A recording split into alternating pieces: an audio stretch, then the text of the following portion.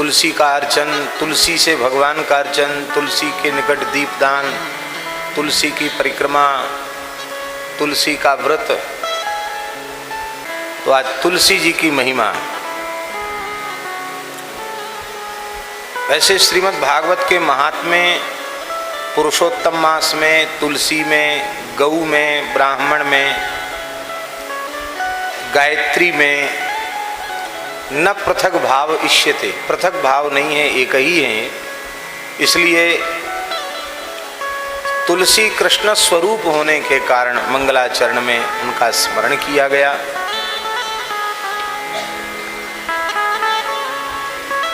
पद्म पुराण में, स्कंद पुराण में, विविध पुराणों में खूब तुलसी महिमा है। एक श्लोक तो बहुत ही प्रसिद्ध है। या दृष्टा निखिलाघ संघ शमनी, या दृष्टा निखिलाघ संघ शमनी, स्पृष्टा बपुष्पावनी, रोगाणाम अभिवंदिता निरसनी, सिक्तांत कत्रासनी, प्रत्यासक्ति विधायनी, भगवतः कृष्णस्य संरोपिता, न्यस्तात्तच्चरणे विमुक्ति फलदा, तस्यै तुलस्यै नमः।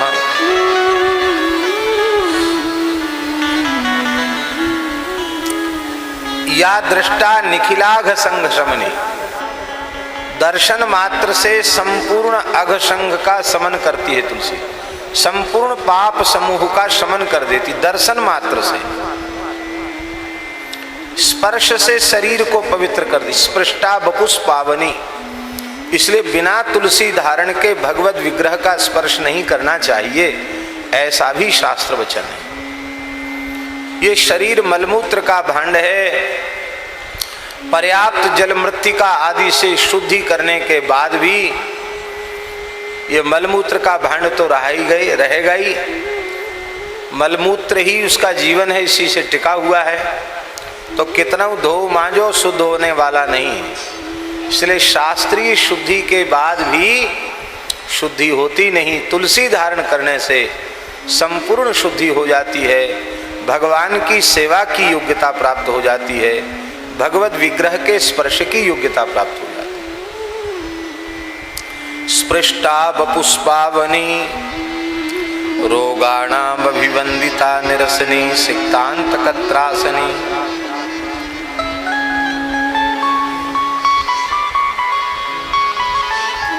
जो तुलसी को नित्य प्रणाम करते हैं श्रद्धा पूर्वक, उनके शरीर में कभी महाव्याधि उत्पन्न नहीं होती। सिक्तांत कत्रासनी, तुलसी में नित्य जल सींचते हैं जो, उससे अंतक को, यमराज को भय हो जाता है। भले ही वो पापिष्ठ जीव ही क्यों ना हो, तुलसी की सेवा करने लग जाता है, तुलसी में जल चढ़ाने लग जाता है, यमराज कहते अब ये नरक आने वाला नहीं है। सिक्तांत कत्रासनी, भगवान के चरणों में प्रेम प्रदान करने वाली तुलसी हैं। भगवान के चरणों में तुलसी अर्पित करने से मोक्ष का लाभ प्राप्त हो जाता है, जीव संस्कृति के चक्र से छूट जाता है। तुलसी को रोपित करता है, तुलसी के पौधे को लगाता है, तो मानो वह अपने हृदय में भक्ति के पौधे को स्थापित करता है। ऐसी तुलसी महारानी के चरणों में हम सब प्रणाम करते हैं।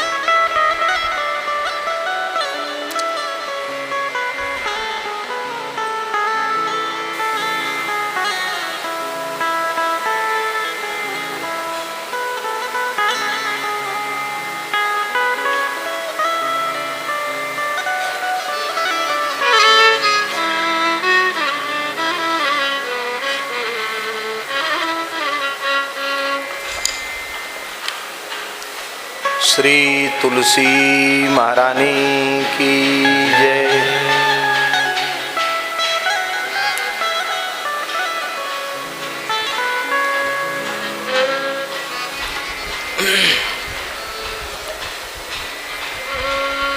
बहुत अधिक समय नहीं है,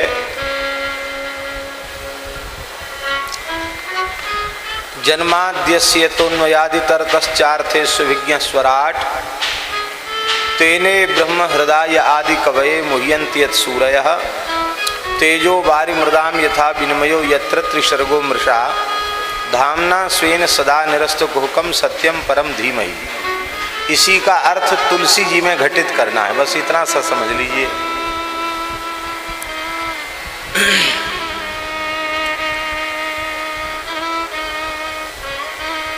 वयम तम तुलसी तरुम सदा हृदा धीमहि। हम सब श्रोता वक्ता समुदित होकर के सामने तुलसी जी विराजमान हैं। तुलसी के इस पवित्र वृक्ष का ध्यान करते हैं, उनको प्रणाम करते हैं, नमस्कार करते हैं। कौन सी तुलसी को? बोले तम कम यत्र यस्मिन रोपिते त्रयाणाम कायिक वाचिक मानसिक पापानाम अध्यात्मा पापानाम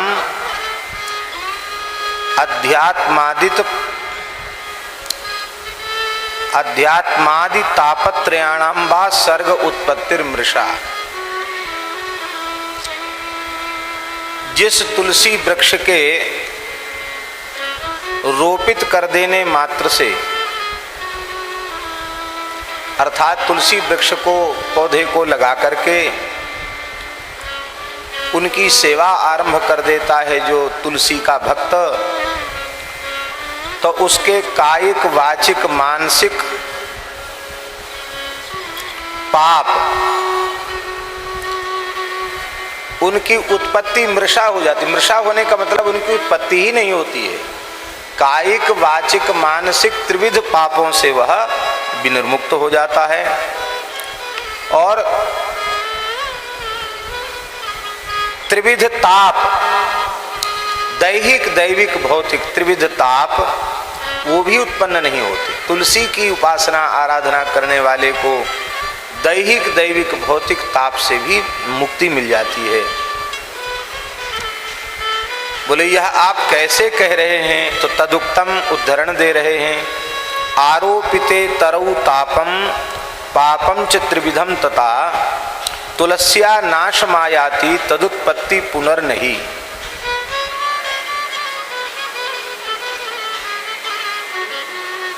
नहीं विराज जाए, भले ही इसके पीछे वाले में विराजे, कोई आगे आएंगे तो उनको वहां बिठा देंगे। नहीं विराजे।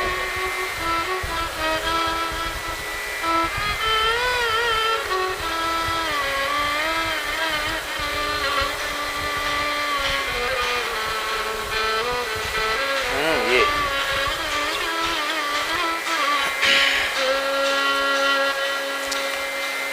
भगवान व्यास के वचन का प्रमाण दे रहे हैं बंसीधर जी। पौराणिक श्लोक का उद्धृत कर रहे हैं। आरोपिते तरौ, तुलसी का पौधा लगाने से पापम तापंच त्रिविधम तथा, त्रिविध पाप ताप नष्ट हो जाता है। तदुत्पत्ति पुनर्नहि, नष्ट हो जाता है और उसकी उत्पत्ति पुनः होती नहीं, नष्ट हो जाता फिर द्वारा उत्पन्न भी नहीं होता। ये तुलसी महात्म्य में लिखा हुआ है। और भी लिखा है पद्म पुराण, ये पद्म पुराण का श्लोक है। दूसरा श्लोक फिर उद्धृत कर रहे हैं। रोपणात् पालनात् शेकात् स्पर्शनात् दर्शनात् नृणाम तुलसी दहते पापम वांग मनः काय संचितम। पद्म पुराण में लिखा है तुलसी के रोपण से, तुलसी के पालन से, तुलसी में जल सींचने से, तुलसी के स्पर्श से, तुलसी के दर्शन से मनुष्यों के संपूर्ण पाप जलकर भस्म हो जाते हैं। चाहे वाणी के पाप हों या मन के पाप हों या शरीर के संचित पाप हों, समस्त प्रकार के पाप तुलसी के पौधे के लगाने से, तुलसी का पालन करने से, तुलसी में जल सींचने से, तुलसी के स्पर्श से, तुलसी के दर्शन से नष्ट हो जाते हैं। दूसरा भाव दे रहे हैं, यदवा यत्र त्रयाणाम पत्र पुष्प काष्ठादीनाम सर्गो अमृषैव, यत्र त्रिसर्गो मृषा। तुलसी का पत्र, तुलसी के पत्ते, तुलसी दल, तुलसी का पुष्प, मंजरी तुलसी का पुष्प है, और तुलसी का काष्ठ है।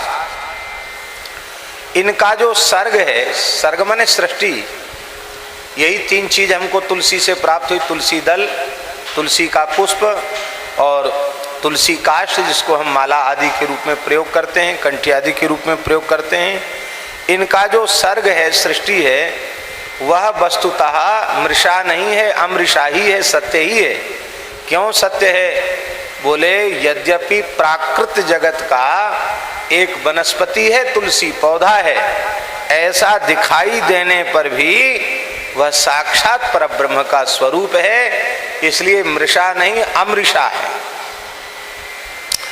ब्रह्म रूपत्वात् अस्य, ये साक्षात परब्रह्म का स्वरूप है। इसलिए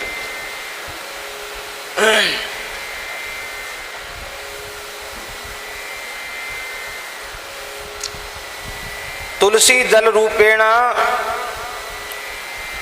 साक्षात ब्रह्म ही वर्तते। यह श्लोक स्कंद पुराण और पद्म पुराण में एक जैसा है। भावांतर तो अर्थांतर तो नहीं है, शब्दांतर भी नहीं, एक जैसा श्लोक है। तुलसी दल रूपेण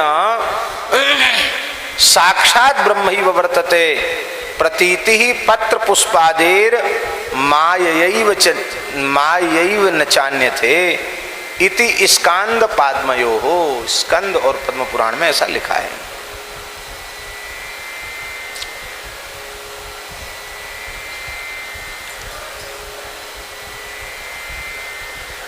इसलिए ये तुलसी का दल है, ये तुलसी का पुष्प है, तुलसी का काष्ठ है, इस प्रकार की प्राकृत पदार्थ की प्रतीति होने पर भी वह प्राकृत नहीं, उस साक्षात परब्रह्म का स्वरूप ही है। ऐसा तुलसी के संबंध में समझना चाहिए। गौतमी तंत्र में यह स्पष्ट लिखा है, यज्ञोपवीतवद्धार्या तुलसी मालिका सदा ना शौचम धारणे तस्या यतस्सा ब्रह्म रूपिणी। गौतमी तंत्र में लिखा है, जैसे द्विजाति को निष्ठापूर्वक यज्ञोपवीत धारण करना चाहिए, ऐसे ही वैष्णव मात्र को, चाहे स्त्री हो पुरुष हो, आस्तिक धार्मिक भक्त को, भगवत भक्त को सदा तुलसी धारण करनी चाहिए। तुलसी में अशौच नहीं होता। बहुत से लोग कहते हैं कि भाई कोई जातक मृतक सूतक हो जाएगा तो तुलसी बदलनी पड़ेगी। यज्ञोपवीत आदि परिवर्तन की विधि है, लेकिन तुलसी में स्पर्श दोष नहीं होता, अशौच नहीं होता। क्यों? यतस्सा ब्रह्म रूपिणी, क्योंकि तुलसी साक्षात परब्रह्म का स्वरूप है।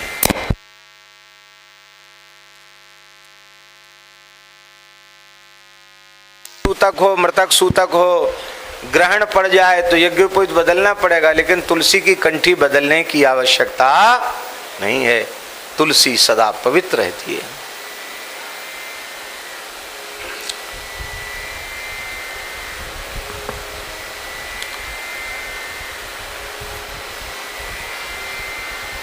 तीसरा भाव दे रहे हैं बंशीधर जी, यदवा त्रयाणाम वेदानाम ऋग्यजुस्साम। अथर्व को उसी के अंतर्गत ले लेते हैं, इसलिए वेदत्रयी कह दिया जाता है। यदवा त्रयाणाम वेदानाम वेदत्रयी ऋग्वेद यजुर्वेद सामवेद और देवानाम ब्रह्मा विष्णु महेश और अग्नि नाम। जलंधर के अत्याचार से त्राही त्राही मच गई। भगवान शंकर ने जलंधर के साथ अपार संग्राम किया, लेकिन वह धनुज, वो दानव दैत्य मर नहीं रहा था। क्यों? क्योंकि उसकी पतिव्रता वृंदा महापतिव्रता थी और उसके पातिव्रत का बल ही उस असुर का कवच बना हुआ था और इसके कारण वो मर नहीं रहा था। तो भगवान ने क्या किया? बोले छल कर टारेउता सुव्रत प्रभु सुर कारज कीन तब ते ही जान्यो मरम तब श्राप कोप कर दीन। छल पूर्वक भगवान ने वृंदा के पातिव्रत को भंग किया और देवताओं का काम बनाया। और जब वृंदा को पता चला कि मेरा पति जलंधर नहीं, ये तो नारायण है, तो उसने शाप दे दिया।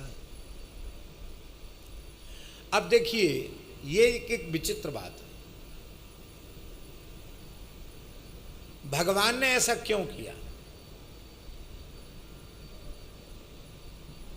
लोग कह सकते हैं भैया भगवान ही ऐसा करते हैं, छल करते हैं, कपट करते हैं, तो भगवान की बनाए तो हम हैं, हम छल कपट करें तो कौन सी आफत आ गई? भाई अच्छे रहे, हमारे लिए तो कानून बना दिया, निर्मल मन जन सो मोहि पावा, मोहि कपट छल छिद्र न भावा। अपनी ओर तो देख लें भले आदमी। छल कर तार्यु ता सुब्रत प्रभु सुर का। आप छल क्यों करते हैं? हम आपसे झूठ बोलें और आपसे सत्य व्यवहार की अपेक्षा करें तो गलत है कि नहीं उचित? आप निश्चल व्यवहार चाहते हैं, आप भी निश्चल हो जाइए। तो भगवान की ये लीला जल्दी समझ में नहीं आती है, पर इस लीला को ठीक से समझना चाहिए। क्या करें, घड़ी नहीं कह रही है कि तुम आगे बोलो, लेकिन है बड़ी रहस्य की बात, बड़ी सूक्ष्म बात। भगवान ने ऐसा नहीं किया। भगवान ने तो जैसे को तैसा किया, जैसे को तैसा। ये यथा माम प्रपद्यन्ते तांस तथैव भजाम्य हम। आप भगवान को जैसे भजोगे भगवान वैसा ही करेंगे आपके साथ। तो सबसे पहले छल किया जलंधर ने।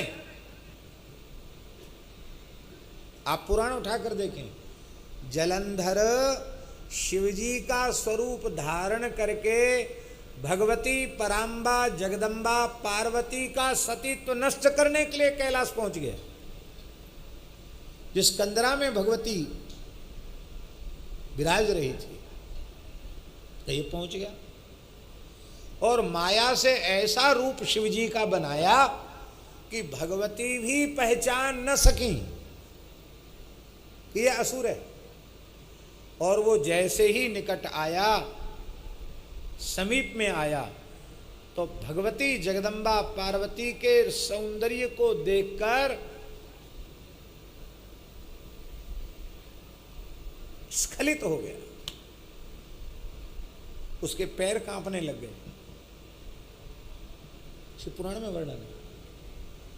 पार्वती जी समझ गई ये भगवान शिव नहीं, भगवान शिव तो ऊर्ध्वरेता है, कृशानुरेता सर्वज्ञो धुरु जटिर नीललोहिता। भगवती शिव नहीं है, ये तो असुर है। भगवती अंतर्धान हो गई। भगवान ने कहा अच्छा तुमने उपाय बता दिया, तुमने उपाय बता दिया कि ऐसा ही करो तब मैं मरूंगा। भगवान बोले ठीक है, जैसे को तैसा ठीक है। भगवान ने कहा तुम शिव जी बन के हमारे परम प्राण प्यारे भक्त शिव जी के का अनिष्ट चाहते हो, पार्वती के सतीत्व को नष्ट करके, तो जो भक्त के प्रति जैसा व्यवहार करता है, मेरा अपना कोई न अनुकूल है न प्रतिकूल है।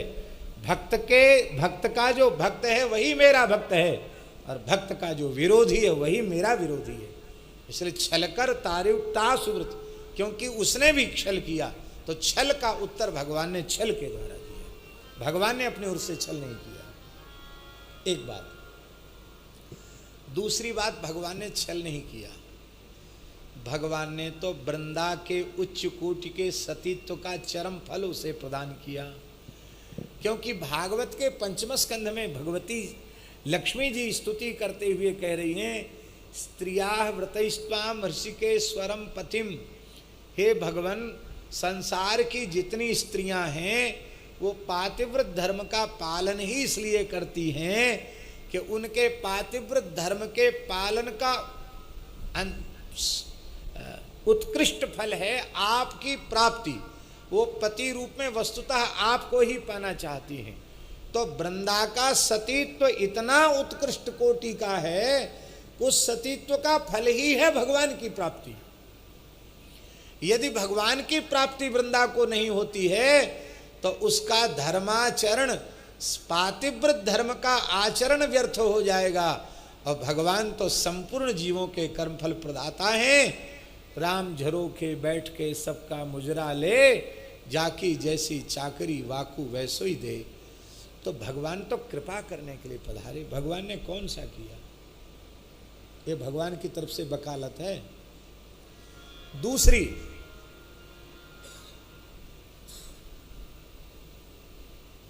तीसरी बात यह है कि श्री वृंदावन बिहारी लाल की जय।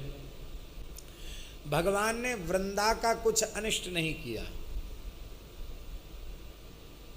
इस दैत्य का कवच वृंदा का सतीत्व बन रहा था, तो भगवान ने कवच तोड़ा। बोलो भक्तवत्सल भगवान की। भगवान ने क्या बुरा किया? भगवान ने कवच तोड़ा। कितने कारण हो गए? 3। अब चौथा सुन लीजिए। ये तुलसी भगवान के नित्य गोलोक की भगवान की प्रियतमा ही है। श्री राधा रानी ने इनको कोप से बाहर निकाला है और इनकी बड़ी महिमा है। इसको ठीक से पढ़ना हो, सुनना हो तो देवी भागवत में जो तुलसी के अवतरण का प्रसंग है, नित्य गोलोक से तुलसी कैसे धरती पर आई, वो सुनने योग्य है भैया जी, वो सुनना चाहिए। ये तुलसी कैसे धरती पर आई, तो इन्होंने पहले भगवान को ही पति रूप से पाने के लिए तप किया।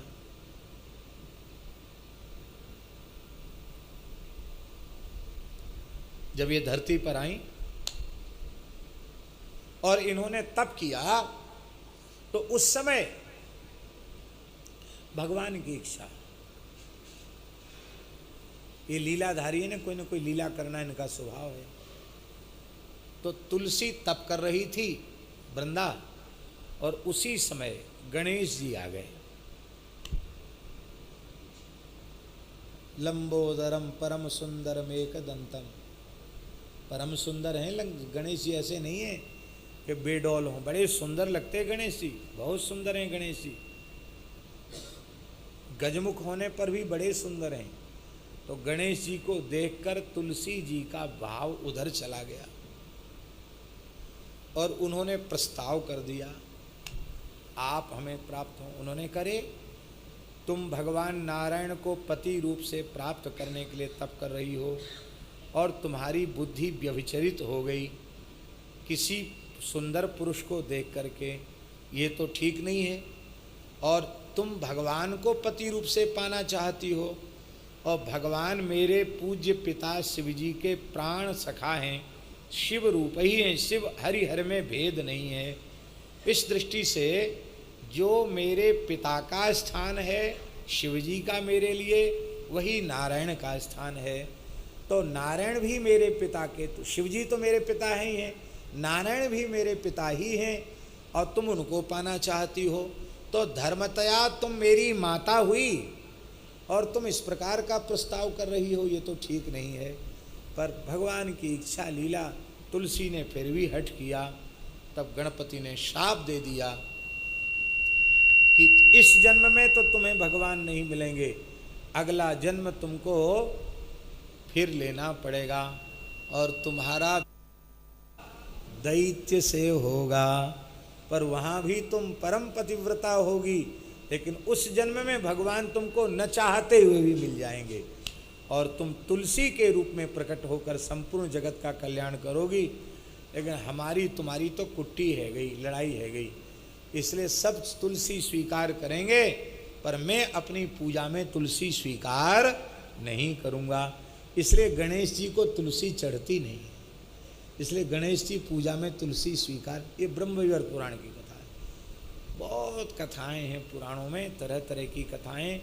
एक कथा को कहने के लिए कई ग्रंथों का आश्रय लेना पड़ता है। जलंधर बन के ठाकुर जी पहुंच गए, और जलंधर बन के पहुंच गए तो वृंदा ने यही समझा कि मेरे पति ही हैं, और भगवान ने वृंदा को अपनी छाती से लगाया तो समझ गई वो कि ये मेरे पति नहीं है, इनके श्रीअंग की दिव्य सुगंध बता रही है, मेरे पति के शरीर की गंध ये नहीं है। अरे कहाँ असुर जालंधर, तो कहाँ भगवान सच्चिदानंद घन, उनके श्रीअंग की दिव्य सुगंध, ये मेरे पति नहीं है, ये पति के शरीर की गंध नहीं है, कौन हो तुम? भगवान मुस्कुराए, चतुर्भुज हो गए। बड़ा प्रसन्न होना चाहिए था, चरणों में पड़ जाती, प्रभु आपने मुझ दासी को हृदय से लगाया, कृतार्थ किया, धन्य है प्रभु आपकी। वो महाराज तिलमिला उठी। ओ पाषाण हृदय विष्णु, तुम्हारा हृदय पत्थर के जैसा कठोर है, तुमको एक पतिव्रता पर तनिक भी दया नहीं आई, मेरे व्रत को भंग कर दिया, मैं शाप देती हूं, तुम शिला हो जाओ, पत्थर हो जाओ। भगवान बोले प्रेम जब होता है ना, उसमें गाली फटकार मार सब सहन करना पड़ता है, और हमारा प्यार तुमसे हो गया है। हाँ, तुम हमें मानो न मानो, हमने तुमको मान लिया, तुम मानो या न हमें मानो, हम तुमको अपना, जैसे भक्त कहता ना,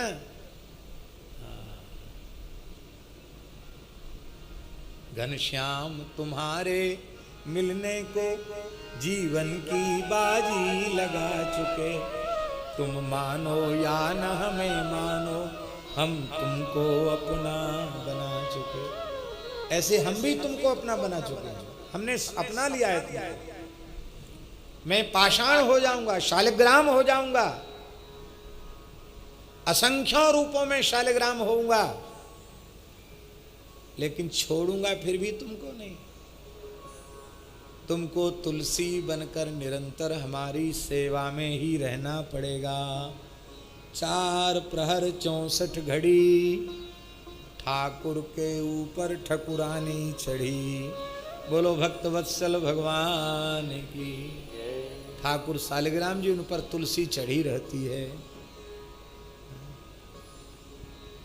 बोलो तुलसी शालिग्राम भगवान की जय। तो तुलसी को भगवान ने वृंदा को उनका चरम फल प्रदान किया। हाँ, और सुन लीजिए, अब कहे तो पूरी बात कह दें। भगवान ने, और वृंदा सती हो गई, जलंधर का मस्तक गोद में रखकर वो सती हो गई। क्या प्रेम है, एक मानता ही नहीं, मान ना मान मैं तेरा मेहमान। ठाकुर जी रोने लगे, वृंदा के वियोग में रोने लगे भगवान। महाराज जी, चिता भस्म लेप करने वाले शिव जी तो है ही हैं, पर वृंदा और जलंधर जहाँ सती हुई थी वृंदा, उस भस्म को भगवान ने अपने शरीर पर धारण किया। रोने लगे भगवान, वृंदा मैं तुम्हारा वियोग सहन नहीं कर सकता। उसी समय तुलस्यमृत जन्मासी, आकाश से अमृत की वृष्टि उस भस्म में हुई और उसमें से तुलसी का पौधा प्रकट हो गया। भगवान ने छाती से लगाया। भगवान को तुलसी अत्यंत प्रिय है। बोलो तुलसी महारानी की जय।